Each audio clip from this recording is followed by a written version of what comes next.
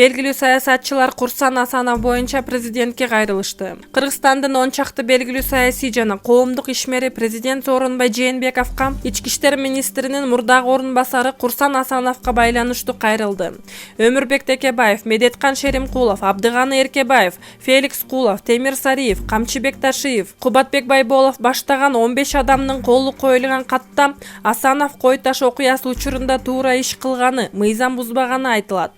Мурдагы өкмөт башчы Феликс Кулов азаттыктын суроосуна жооп берип жатып төмөнкүлөргө токтолду.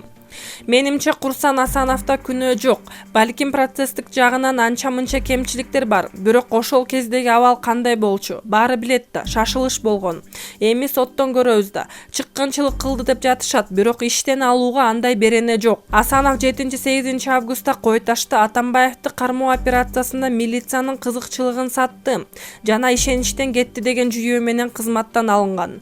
Кийин ага карата жазык кодексинин 320-беренесинин кызмат абалынан кыянаттык менен пайдалануу негизинде кылмыш иши козголгон. Ишти аскер прокуратурасы тергеп жатат. Кой-Таш окуясы учурунда бир офицер каза болуп, 100дөн ашуун адам жабыркаган. 8 августтагы операция тууралуу Атамбаев кармалар алдында аны менен Асанов сүйлөшүп жаткан видео тараган.